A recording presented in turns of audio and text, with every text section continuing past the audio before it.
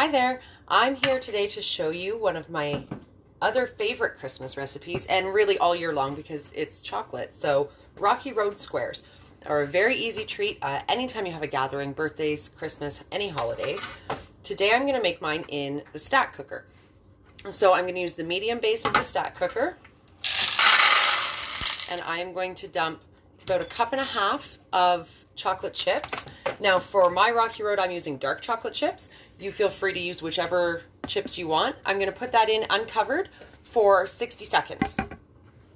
And we're going to see how those melt. While we're waiting for that, this is our handy Power Chef. If you haven't seen it, this is an absolute must-have in every kitchen. So I've got a cup of pecans. One of the things I love is that there's also a measuring cup on the Power Chef. So I can just measure out my cup of pecans chopped that I need for my recipe, and I'm just going to give this a few pulls and see how easy this is. That was 5 pulls, and check that out, I have chopped pecans. So this is a go-to in my kitchen. No more mess of chopping on my cutting board, having, you know, nuts everywhere. It takes too long, it's messy. That was much easier. So I also have my other measuring cup here with, what is it? We have 2 cups of mini marshmallows. So 1 cup of peanuts or pecans chopped, 2 cups of mini marshmallows, and 1.5 cups of chocolate chips. So that should be just about done here. We're going to give it a quick stir. Now, one thing to remember when you're melting chocolate chips in the microwave in your stack cooker is that chocolate chips often, when they're melting, still look like chocolate chips. They look as though they're not melting. They're still holding their form, but it will be very different here when we take a look and when we start to stir. So they're definitely starting to melt. So we're going to put this back in the microwave now for another, say 60 seconds. And then that should be that. It's super simple. The nice thing about the stack cooker, guys, is you can use it as your mixing bowl as well. So when the chocolate comes out of the microwave and it's nice and smooth, we will just be stirring these ingredients in right in the stack cooker and right out onto our silicone forms. So today I'm going to use our silicone baking sheet. So this one I'm going to spread it out on and put it in the fridge and let it harden, and then I'm going to break it into chunks.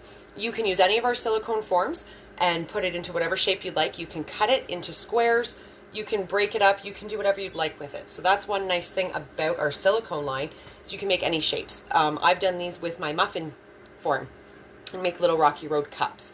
And then, you know, kind of individual size, you can portion them that way so people like me don't eat all of them. So let's check the chocolate chips. Now, just like on the stove top, it is possible to burn your chocolate chips in the microwave, so you do want to be careful. If you have a really hot microwave, a high watt microwave, you might want to reduce your power.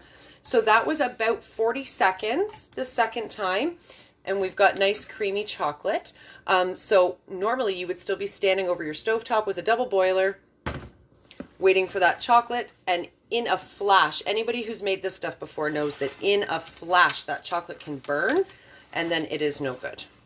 So now that I've got that nice and smooth, I am simply going to dump in the pecans, and I'm going to dump in the mini marshmallows. And we're just going to stir this bad boy up. Now with the Tupperware spatula, I know I'm going to get it all out of the pan, and it's going to be a lot less cleanup as well, because I'm not going to be leaving any hardened chocolate in the bottom of my stack cooker. So this is a little gooey, which you do like, because with this recipe I want to break it into chunks versus cutting it. So I want it to be a little extra chocolatey because I want it to kind of snap apart. If you're going to put it into more of a loaf or a pan where you want to cut it, you might want to add a little bit more of the marshmallow just to hold it kind of more into that form. So I've got it all mixed up in my stack cooker, and now I'm just going to dump it out onto the silicone form.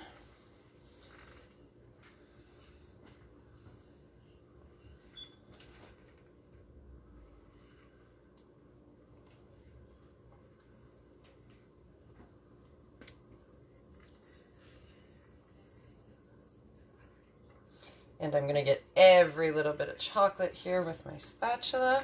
How clean the stack cooker comes out. Now I am just going to move that so you can see.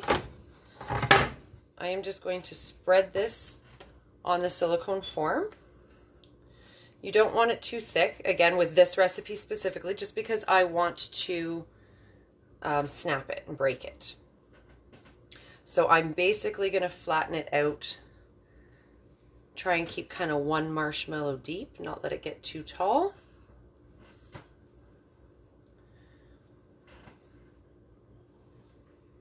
Now this is where if you want to, you can add extra pecans on top. You can kind of decorate that.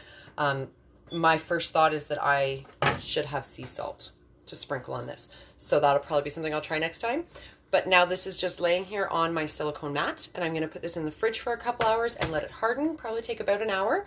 And then I'm just going to break this up into pieces, put it into one of my Tupperware containers, keep it nice and fresh for snacks over the holidays. Thanks guys, see you next time. Straight onto my silicone form, and I put it into the fridge.